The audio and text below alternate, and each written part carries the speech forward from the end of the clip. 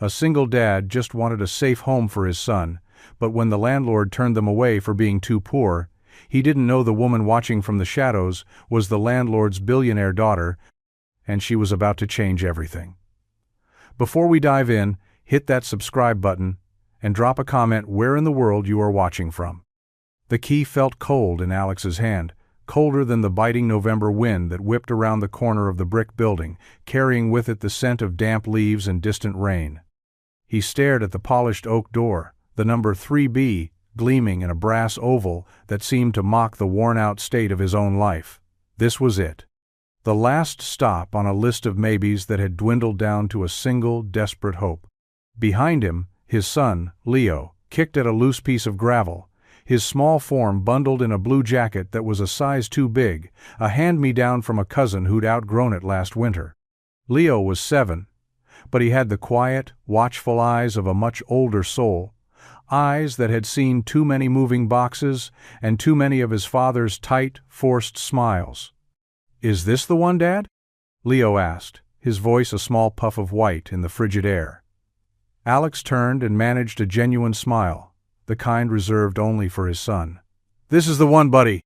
2 bedrooms, a park across the street, and a landlord who supposedly fixes things when they break, a real unicorn.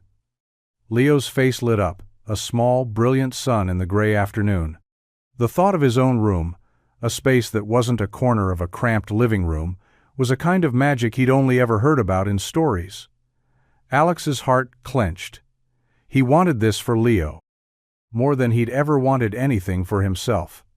He wanted to give him walls that felt permanent, a window that looked out onto the same view every morning, the simple, grounding gift of a home. He straightened his shoulders, pulling his thin denim jacket tighter. It wasn't enough for the cold, but it was all he had.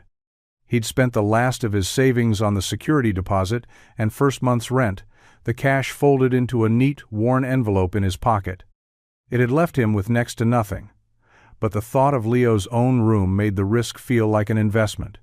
He pushed the heavy door open, the scent of lemon polish and old, quiet money greeting them.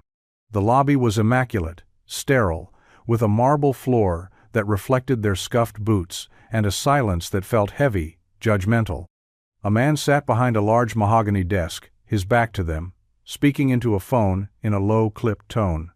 He didn't turn around. Alex cleared his throat, guiding Leo to stand beside him. "Excuse me," he said, his voice sounding rougher than he intended in the quiet space. "We have a 3 o'clock appointment to sign the lease for 3B. The man at the desk, Mr. Harrison, finally swiveled in his leather chair. He was older, with silver hair combed back with a rigid precision and a suit that probably cost more than Alex's truck.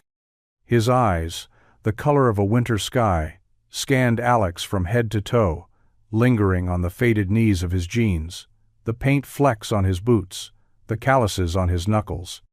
The gaze was swift, dismissive, an entire financial background check completed in under 3 seconds. His expression didn't change, but a chill that had nothing to do with the weather settled over Alex. "Morgan," the landlord said, his voice as sharp and cold as his stare.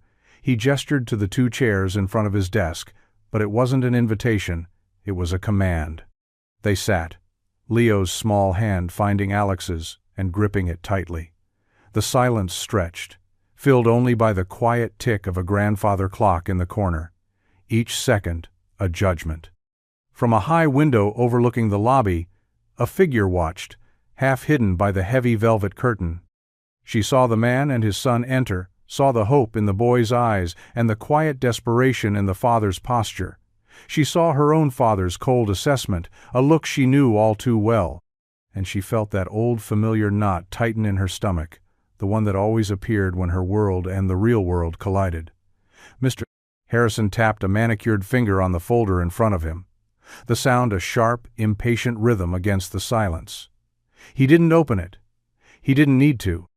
His decision, Alex realized with a sinking feeling, had already been made the moment they walked through the door. "Alex Morgan," the landlord began, his tone dripping with a condescending professionalism. "I've reviewed your application."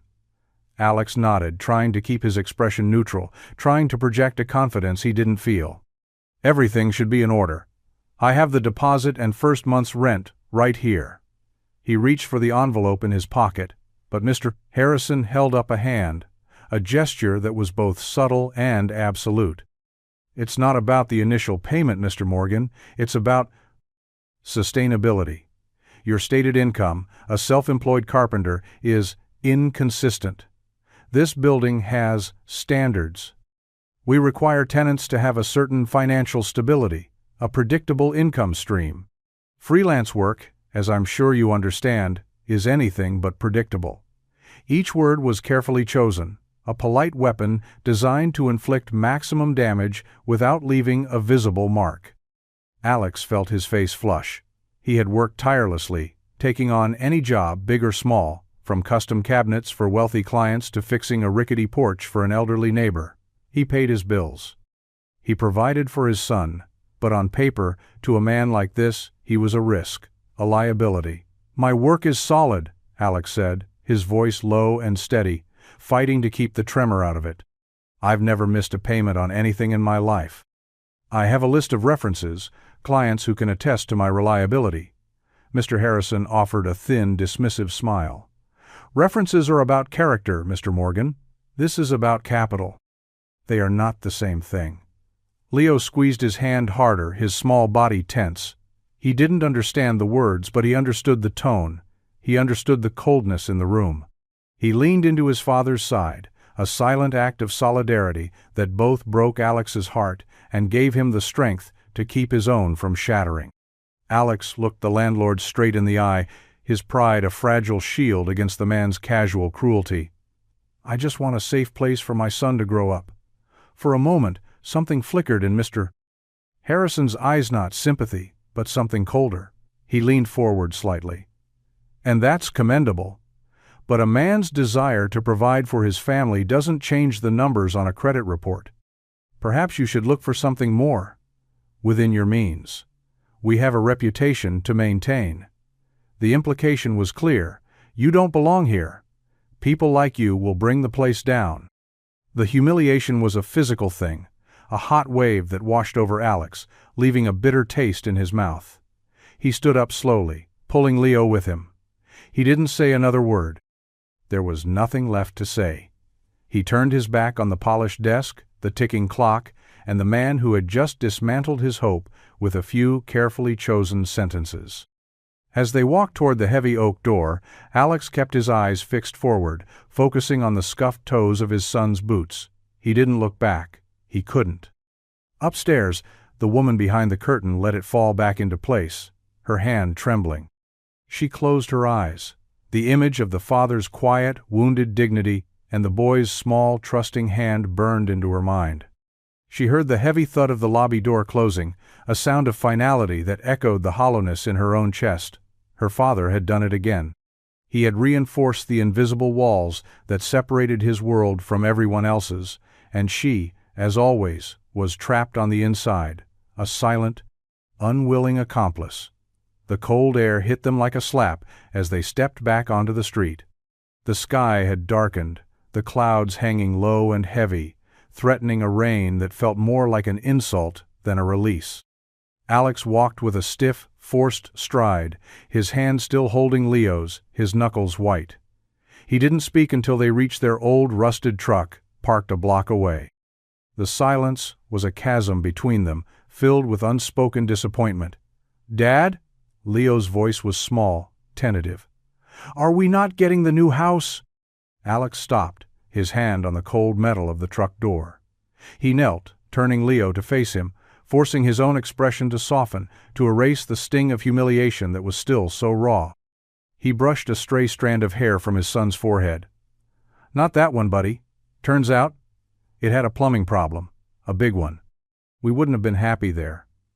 It was a clumsy lie, thin and transparent, but it was the only armor he could offer his son at that moment. Leo's brow furrowed, his young face a study in confusion. "But you said it was perfect." "I was wrong," Alex said, his voice thick. "Sometimes things look good from the outside, but they're not right for us. We'll find a better one. A real unicorn, remember? This one was just a horse with a party hat on." He tickled Leo's side. a desperate attempt to coax a smile, and was rewarded with a small, watery giggle. It was enough. He hugged his son tightly, burying his face in the boy's oversized jacket, inhaling the scent of laundry, soap, and innocence. For a moment, just a moment, he let the weight of the world rest on his shoulders, hidden from the one person he was determined to protect from it. They climbed into the truck, the engine groaning to life with a familiar, rattling cough. As they drove away, Alex glanced in the rearview mirror, the grand brick building shrinking in the distance, until it was just another part of a city that felt increasingly alien. He didn't see the sleek, black town car that pulled away from the curb moments later, following them from a discreet distance. Inside, Chloe Harrison sat in the plush leather seat, her phone pressed to her ear, her voice low and sharp. "Find out everything you can about him," she said to the person on the other end. "Alex Morgan, a carpenter, and find out discreetly. I don't want him to know he's being watched." She disconnected the call and leaned her head back, closing her eyes. She wasn't sure what she was doing, only that she couldn't let it go. It wasn't pity. Pity was what her father felt for the world outside his gilded cage. This was something else, something closer to recognition. In Alex's quiet defiance, in the fierce, protective love he had for his son, she had seen a kind of wealth her father would never understand. And in the casual cruelty of her father's dismissal, she had seen the very emptiness she was trying to escape. The system he had built, the one that judged a man by his bank account instead of his heart, was the same system that was slowly suffocating her. She wouldn't be a part of it. Not anymore. The workshop smelled of sawdust, linseed oil, and quiet solitude. It was Alex's sanctuary, a rented garage space at the edge of an industrial park, filled with the tools of his trade. Here the world made sense. Wood had grain, measurements were precise, and a well-made joint was a thing of honest beauty.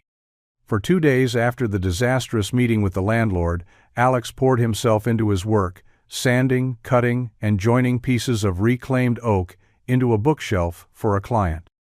The rhythmic scrape of the plane and the hum of the sander were a balm to his bruised pride, a way to sweat out the frustration and the lingering sting of failure. He hadn't told Leo the truth, sticking to the story of faulty plumbing, but Leo was perceptive.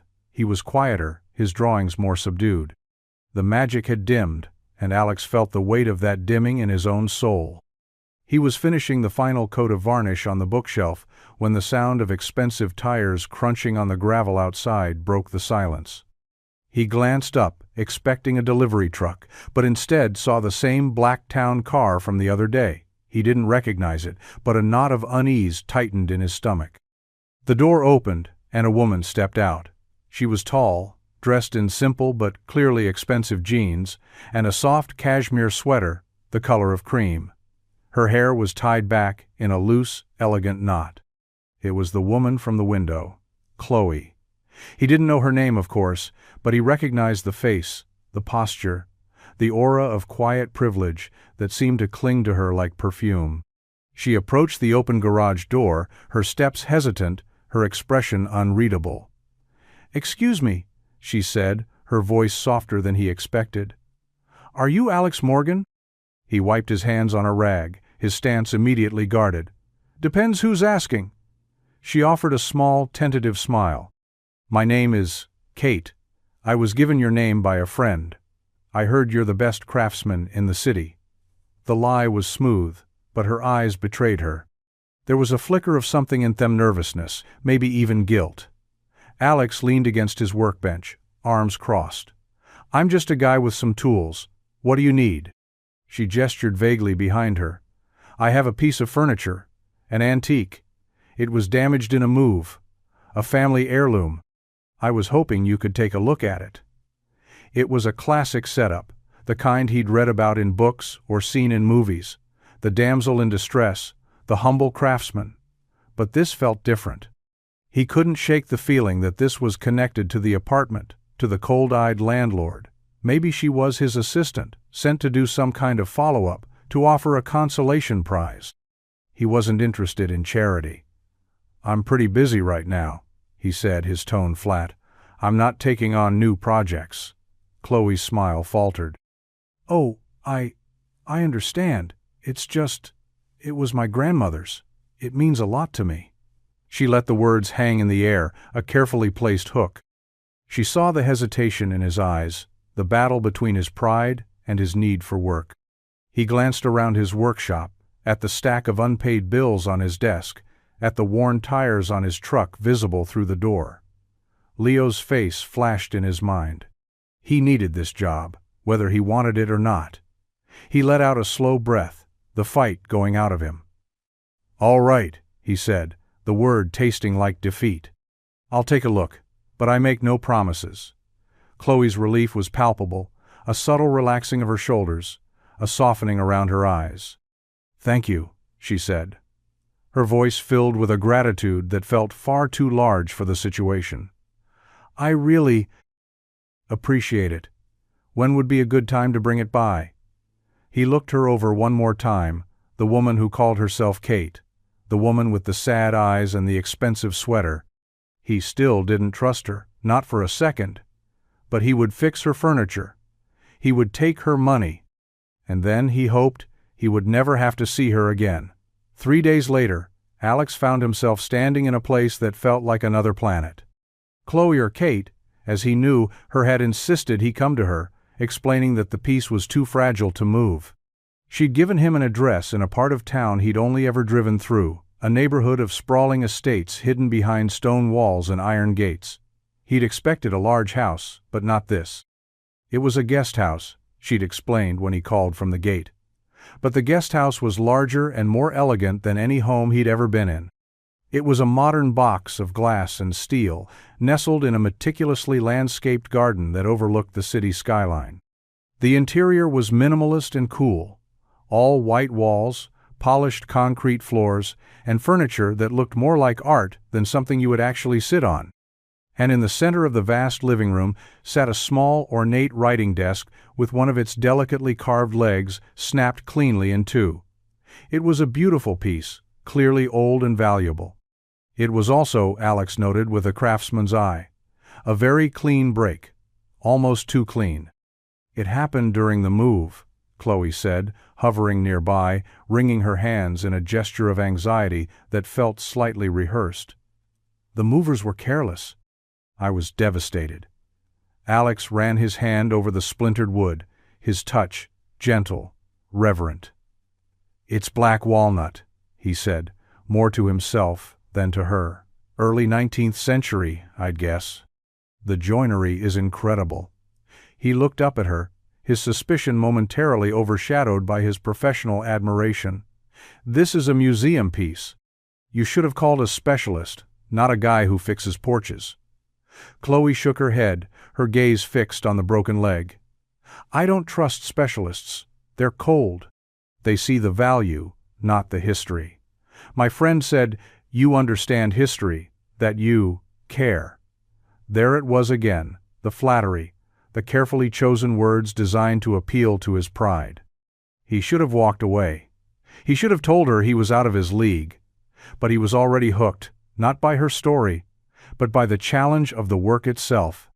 This desk whispered a story of time and craftsmanship, and he wanted to be the one to help it speak again. He crouched down, examining the break more closely. "I can fix it," he said, his voice quiet. "But it will take time. I'll need to do it here. I can't risk moving it again. I'll need to match the wood, the age, the finish. It won't be cheap." He looked up, expecting her to negotiate, to question his price. Instead, she just nodded, her eyes wide with a relief that still felt out of proportion. "Whatever it takes," she said. "Just make it whole again." Leo had come with him, as he often did on jobs where Alex knew he'd be safe. He'd been quiet and wide-eyed since they'd passed through the gates, clutching his sketchbook to his chest like a shield. Now, he sat on the floor a few feet away, drawing the strange angular sculptures that dotted the room. Chloe noticed him, and her whole demeanor softened, the practiced anxiety melting away to reveal something genuine. "He's a wonderful artist," she said, her voice hushed. Alex glanced over at his son. "He's my whole world." The words were simple, unadorned, but they landed in the quiet, sterile room with a profound weight. Chloe looked from the boy to the father, and a look of deep, aching longing passed over her face, so quick that Alex almost missed it. In that moment, he saw past the expensive clothes and the rehearsed story. He saw a woman who was just as broken as the piece of furniture she wanted him to fix. The guest house became a temporary annex to Alex's workshop. He spent the next week there, working for hours each day, while Leo sat nearby, content to draw or read in the quiet, sun-filled space. Chloe was a constant but unobtrusive presence. She would bring them lunch-simple sandwiches and fruit, as if trying to match their humble world, and sit with them, asking Leo about his drawings or talking to Alex about the wood, the tools, the process. She was a good listener, her questions thoughtful, her interest seemingly genuine. Alex remained guarded, his conversations with her professional and to the point. He talked about dovetail joints and wood grain, about the patience required to match a century-old patina. He didn't talk about his life, his struggles, or the landlord who looked so much like her. It was an ache in his chest every time she smiled a certain way. But slowly, almost imperceptibly, his walls began to crack. He found himself looking forward to the simple lunches, to the sound of her soft laughter when Leo told a silly joke. He started noticing the small things, the way she'd tuck a stray piece of hair behind her ear when she was concentrating, the way her eyes would get a little sad when she thought no one was looking, the fact that she always wore the same simple silver bracelet and nothing else. One afternoon, as he was carefully applying the final coat of finish to the mended leg of the desk, Chloe spoke from the doorway. "You're an artist," she said. It wasn't a compliment. It was a statement of fact. Alex didn't look up from his work. "I'm a carpenter. Artists don't worry about making rent." "Maybe they should," she replied, stepping into the room. "Maybe the world would be better if we valued the people who create beautiful things more than the people who just sell them." He paused, his brush hovering over the wood. He finally looked at her, really looked at her, and saw the deep, weary truth in her eyes. "You sound like you know a lot about that." She gave a small, sad smile. "More than you know," Leo, who had been listening from his corner, piped up. "My dad's the best. He can fix anything." He held up his sketchbook, showing her a detailed drawing of Alex at his workbench, his face a mask of concentration, surrounded by tools that looked like extensions of his hands. Chloe walked over and knelt beside him, studying the drawing with a serious expression. "You're right, Leo," she said softly. "He can." She looked from the drawing to Alex, and their eyes met over the top of the sketchbook. The air in the room shifted, becoming charged with an unspoken understanding. It wasn't about the desk anymore. It had never really been about the desk. Alex felt a pull toward her, a dangerous, unfamiliar warmth that threatened to melt the icy caution he'd lived with for so long. He looked away first, back to the safety of his work, but the feeling lingered.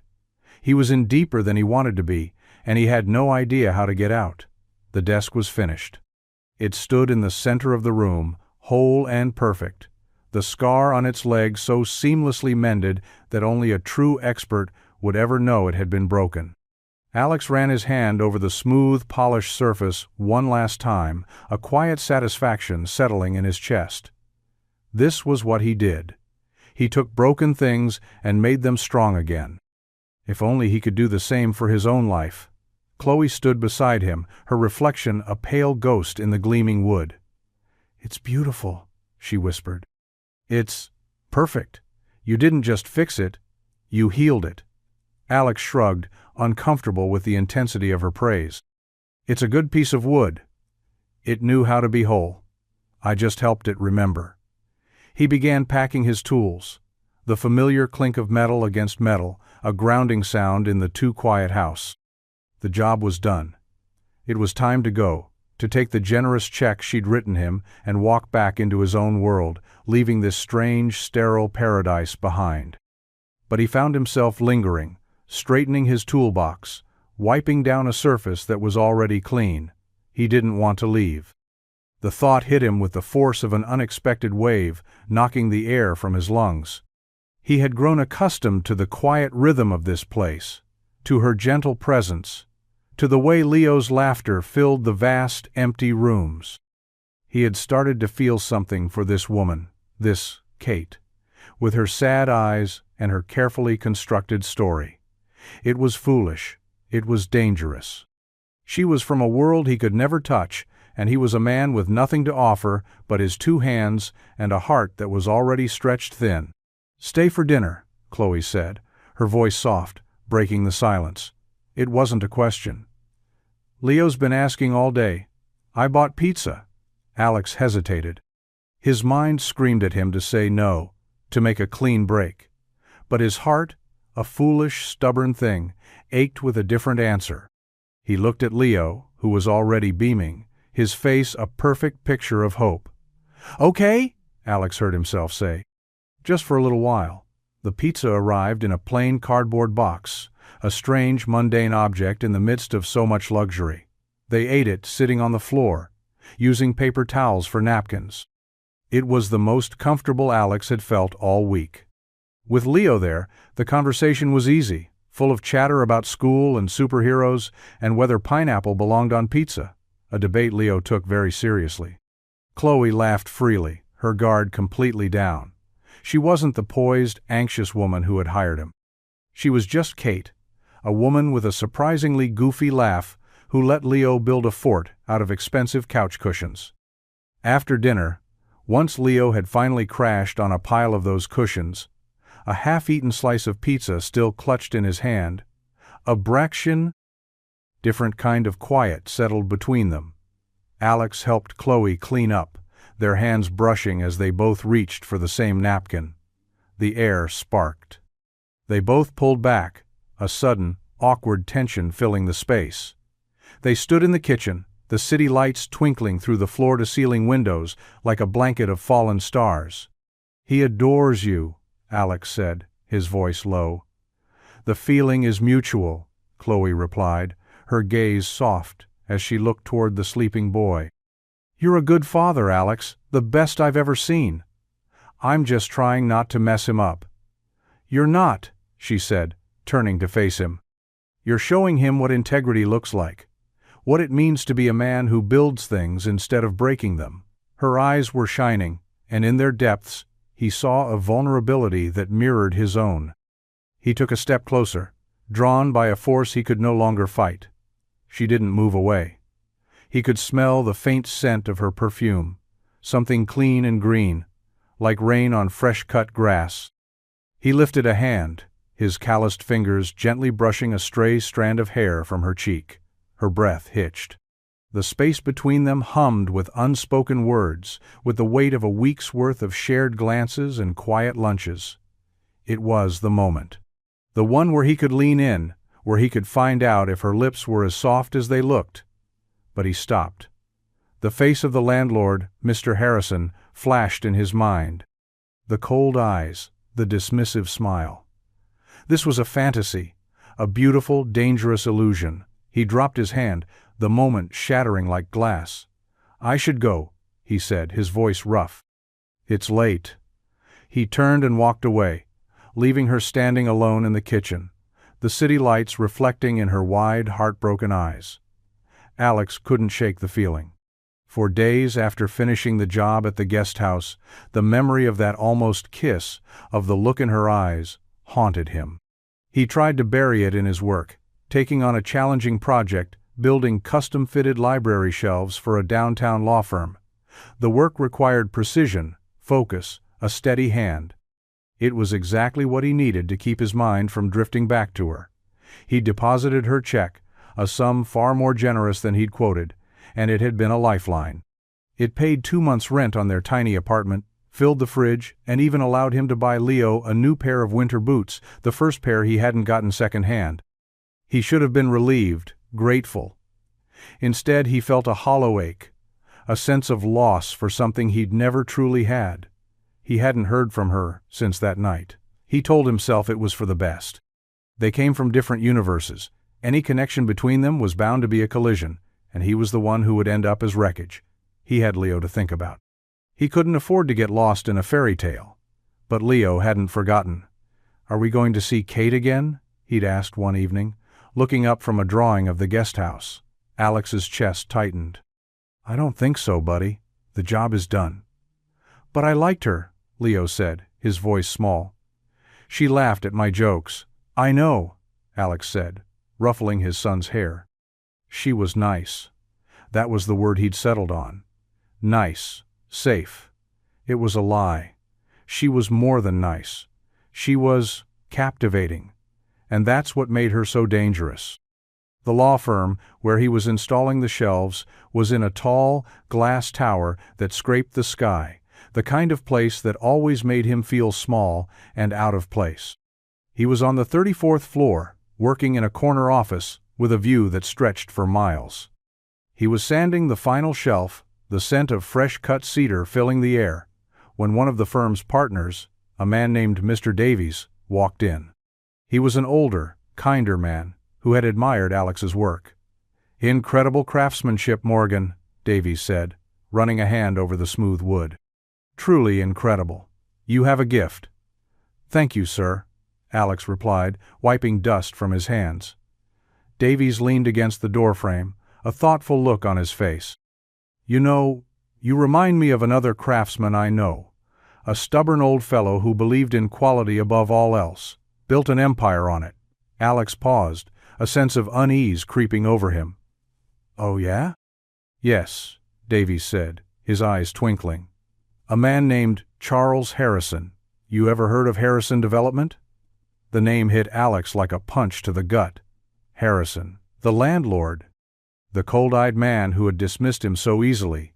His blood ran cold.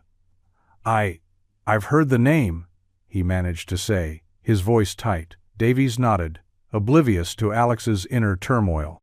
"A brilliant but ruthless man. His daughter is running things now mostly, Chloe. A sharp girl, but she has her mother's soft heart. She's been trying to steer the company in a more compassionate direction. Even has a little guest house on the Mason estate where she goes to hide from it all. The world tilted on its axis. Chloe, the guest house, the broken desk, the sad eyes. It all clicked into place, a horrifying, sickening puzzle. Kate was Chloe Harrison, the landlord's daughter. He felt like a fool, a complete and utter fool. He had been a project. A little charity case for the rich girl with a soft heart to fix, just like her grandmother's broken desk. The kindness, the lunches, the laughter, it was all a lie, a game. The warmth he'd felt for her curdled into a hot, bitter anger. He packed his tools with shaking hands, his mind reeling. He had to see her. He had to confront her.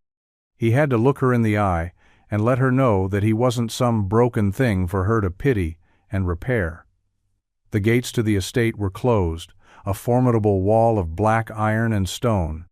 Alex stood before them, his heart pounding a furious rhythm against his ribs. He pressed the intercom button, his thumb jabbing at it with more force than necessary. A disembodied voice, smooth and professional, answered. "Yes? Can I help you?" "I'm here to see Chloe Harrison," Alex said, his voice tight, clipped. "My name is Alex Morgan." There was a pause, then the voice replied, "I'm sorry, sir, but Miss Harrison is not accepting visitors." The casual dismissal, the polite stonewalling, only fueled his anger. "You tell her I'm not leaving until I speak to her. You tell her the carpenter is here." He didn't know if the message would get through, but he stood his ground, a lone, stubborn figure against the imposing grandeur of her world. A few minutes later, the gate swung open silently. It wasn't an invitation, it was a summons. He drove his rusted truck up the long, winding driveway. The pristine landscaping and manicured lawns, a stark contrast to the chaotic turmoil in his chest. He parked beside a fountain that was larger than his entire apartment and got out, slamming the truck door with a satisfying thud. Chloe was waiting for him on the steps of the main house, a sprawling stone mansion that looked like it had been plucked from the English countryside. She wasn't wearing jeans and a sweater. She was dressed in a tailored black dress, her hair swept up perfectly, her posture regal. She looked like the woman on a magazine cover, a stranger. She looked like her father.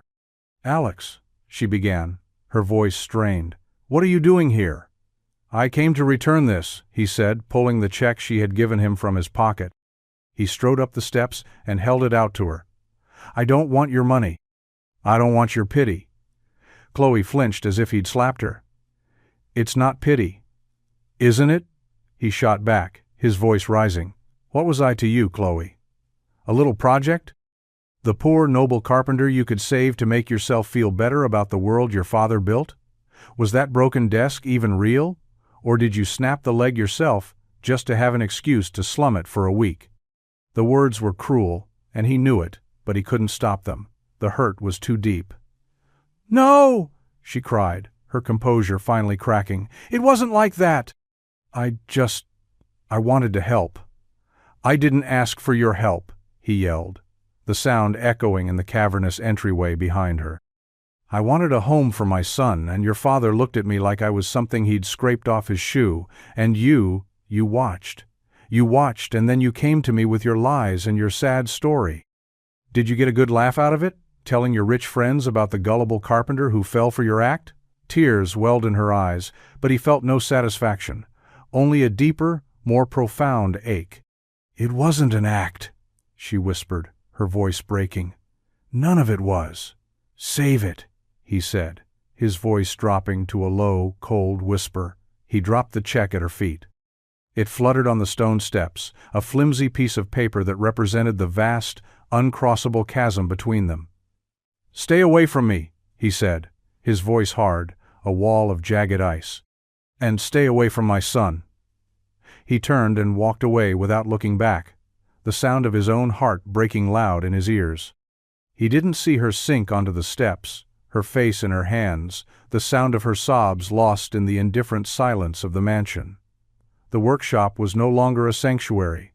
It felt like a cage. Alex worked with a frantic, desperate energy, the rhythmic motions of his hands, the only thing that kept his mind from splintering. He took on more work than he could handle, staying late into the night, long after Leo was asleep, pushing his body to the point of exhaustion because it was the only way to silence the thoughts, the memories, the lingering image of Chloe's tear-streaked face. The anger hadn't faded. It had settled deep in his bones, a cold, heavy thing. He felt betrayed, not just by her deception, but by his own foolishness. He had let her in. He had let himself feel something, a flicker of hope that he might not be alone, that someone could see him, the real him, and not just the struggling single father. But she hadn't seen him. She had seen a project, a cause. He was a story she could tell herself, a way to assuage her guilt over the very privilege that had allowed her to waltz into his life in the first place. He told himself he was right to push her away, to protect himself, to protect Leo. But the victory felt hollow. Leo was the one who paid the price for Alex's wounded pride. He grew quieter, the light in his eyes dimming once more. He stopped asking about Kate, but her absence was a palpable presence in their tiny apartment. One evening, as Alex was tucking him into bed, Leo looked up at him, his small face serious. "Are you sad, Dad?" The question was a direct hit, a child's arrow piercing through all of Alex's carefully constructed defenses. "I'm okay, buddy," Alex lied, his voice rough. "Just tired." "You're always tired now," Leo said, his voice a quiet accusation. "You don't laugh anymore." He rolled over, turning his back to Alex, a small, heartbreaking gesture of retreat. Alex stood in the doorway of his son's room long after the boy's breathing had evened out into sleep. The silence of the apartment pressed in on him. He was protecting Leo, he told himself. He was keeping him safe from the inevitable heartbreak that came with people like the Harrisons. But as he looked at his son's small, sleeping form, a different, more painful truth began to surface. He wasn't protecting Leo, he was punishing Chloe. And in doing so, he was building walls around the one person he loved most, trapping him in a world made of his own anger and fear. The realization was a bitter pill to swallow. He had become the one thing he never wanted to be, a man who broke things, starting with his own son's heart. Chloe felt like a ghost in her own home. She moved through the vast, silent rooms of the mansion, the echo of her own footsteps her only companion. She had stopped going to the office, had canceled all her meetings, had ignored the incessant buzz of her phone. The world she had once commanded now felt like a foreign country, its language of profit margins and stock options a dialect she no longer understood. Her confrontation with Alex had shattered something inside her. His words, cruel and raw, had been a mirror, reflecting a truth she hadn't wanted to see. Had she been playing a part? Had her desire to help been a selfish act? A way to distance herself from her father's legacy of cold, calculated cruelty? She replayed every moment with him, every conversation, every shared smile. The memories were a torment, a mix of genuine warmth and the bitter taint of her deception. It hadn't been an act. Her feelings for him, for Leo, had been the most real thing she'd felt in years. She had been drawn to his integrity, his quiet strength, the simple, profound love he had for his son. She had wanted to be a part of their world, not as a wealthy benefactor, but as just Chloe. But he was right. She had lied. By omission, perhaps, but it was a lie nonetheless. She had hidden her identity, her connection to the very man who had hurt him, and in doing so, she had robbed him of his choice, his agency. He hadn't been able to choose to let her in, knowing who she was. She had made that choice for him, and that was a violation he could never forgive. Her father found her one afternoon in the library, staring out the window at the rain-streaked garden. He stood in the doorway, his presence filling the room with a familiar, oppressive weight. "You've been moping for a week," he said, his voice devoid of sympathy. "Whatever it is, get over it. We have a board meeting on Friday. You're expected to be there." She turned to face him, her eyes clear and cold. "I'm not going." His eyebrows shot up. "Excuse me?" "I'm done, Dad," she said, her voice quiet but firm. "I'm done playing the part. I'm done being the face of a company that values profit over people, that judges a man's worth by the size of his bank account." A flicker of anger crossed his face. "This is about that carpenter, isn't it? I saw him leave. Good riddance. He was beneath you." "No," she said, a sad, weary smile touching her lips. "He wasn't beneath me. He was better than me. He was better than all of us." She walked past him, leaving him standing alone in the silent, book-lined room. She didn't know where she was going or what she would do, but she knew one thing for certain: she would not let her father's world define her anymore. She would not be a ghost in her own life. She would build something new, something real, something that a man like Alex Morgan could believe in. The building was a skeleton, a forgotten relic on a neglected corner of the city. It had once been a community theater, but for the last 2 decades it had stood empty, its windows boarded up, its brick facade crumbling. A monument to a time when people gathered for reasons other than commerce. This was where Chloe started. She bought the building with her own money, a quiet, off-market transaction that raised no eyebrows. She didn't want a headline, she wanted a foundation. She spent weeks with architects and city planners, not in a high-rise boardroom, but in a dusty, makeshift office she set up inside the derelict theater. Her vision was simple but radical. She wanted to create a space for people like Alex, a cooperative workshop for the city's artisans and craftspeople. It would be a place where they could share tools, resources, and knowledge, where they could build their own small businesses without the crushing weight of overhead and commercial rents. It wouldn't be a charity. It would be an investment in people, in skill, in the dying art of making things by hand. The project became her obsession. She was on site from dawn till dusk, dressed in jeans and work boots, her hair tied back in a messy ponytail. She learned about zoning laws and building codes, about load-bearing walls and electrical wiring. She was no longer a CEO delegating from on high. She was a builder, getting her hands dirty, creating something from the ground up. She never contacted Alex. She knew he would reject any direct offer from her. His pride was a fortress, and she had no right to breach its walls. But she made sure the news of the project reached him. She hired Mr. Davies, the kind lawyer from the firm where Alex had worked, to head the foundation's outreach program. She knew Davies had respected Alex's work, and she trusted him to approach Alex not as a beneficiary but as a potential partner. The plan was to offer him the position of workshop manager, a role he would have to apply for, a role he would earn on his own merit. It was a gamble. He might see through it. He might reject it out of principle. But it was the only way she could think of to offer him a hand without making him feel like he was being handed a lifeline. It was an apology written in blueprints and mortar, a testament to the fact that she had listened, that she had understood. She wasn't trying to fix his life. She was trying to build a world where a man like him didn't need fixing, a world where his worth was self-evident, a world where he could finally, truly, belong. She stood one evening on the dusty stage of the old theater, the ghost light casting a single, lonely glow. She looked out at the empty seats, imagining them filled not with an audience, but with the quiet, focused energy of creation. This was her atonement. This was her hope. This was the only way she knew how to say, "I'm sorry." Alex first heard about the Artisans Co-op from a flyer tacked to the bulletin board at his local lumber yard.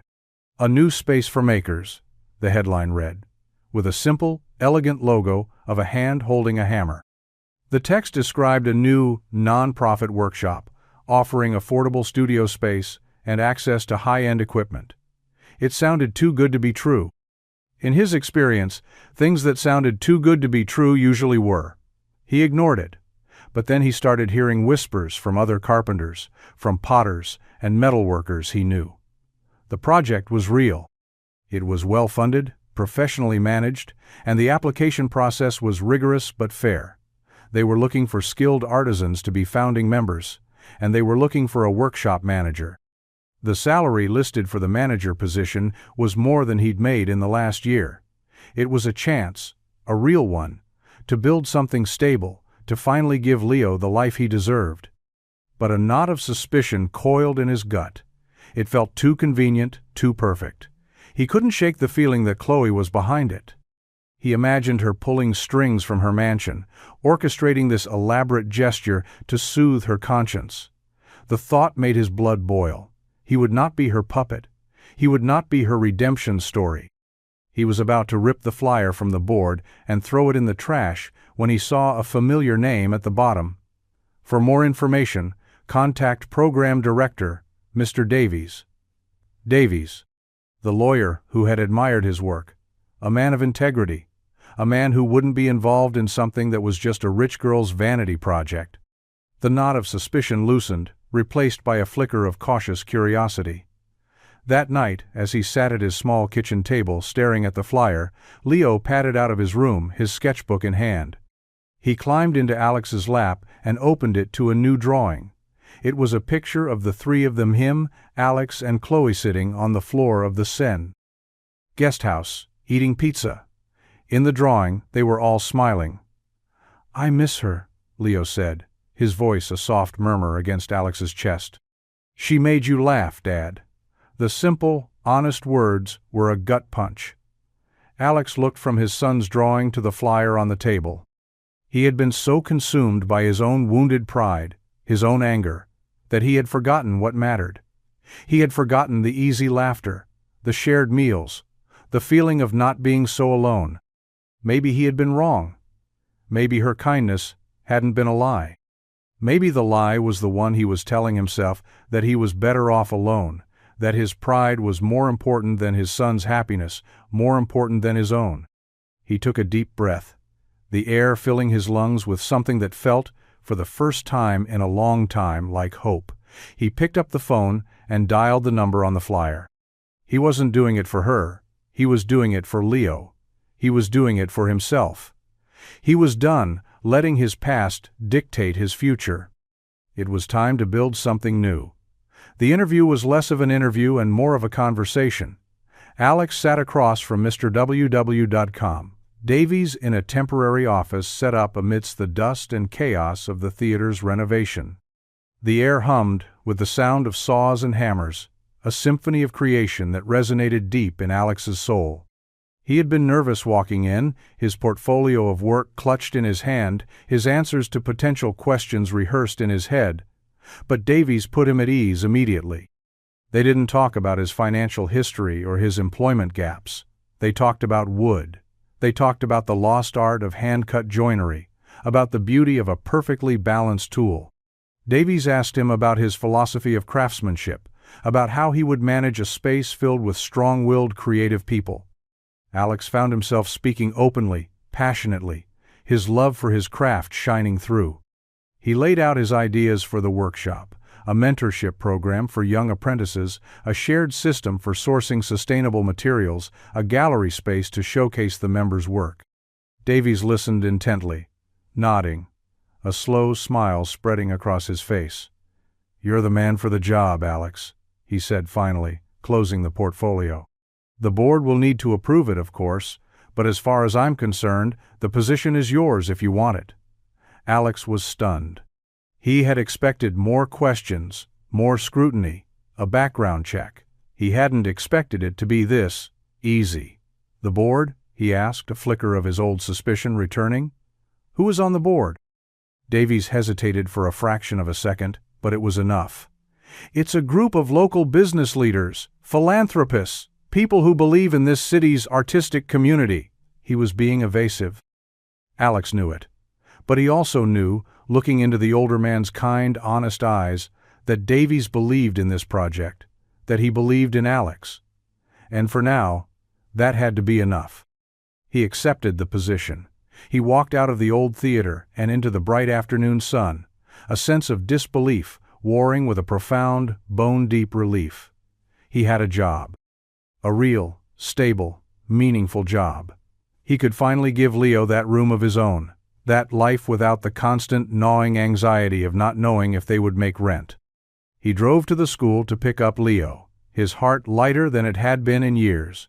He found his son on the playground, sitting alone on a swing, his head down. Alex's heart sank. "Hey, buddy," he said, his voice soft. "What's wrong?" Leo looked up, his eyes red, rimmed. "Some kids were making fun of me," he mumbled. "They said they saw your picture on the internet, with the fancy lady. They said you were poor, and she was your rich girlfriend, and you got dumped." The words, so cruel and childish, were a fresh stab of pain. The world had found them after all, its casual cruelty trickling down to the one person he had tried so desperately to shield. He knelt in front of the swing, his hands on his son's small knees. "You listen to me," he said, his voice firm, unwavering. "What those kids say doesn't matter. Your dad is not poor. I'm the richest man in the world because I have you. And that lady, she was my friend.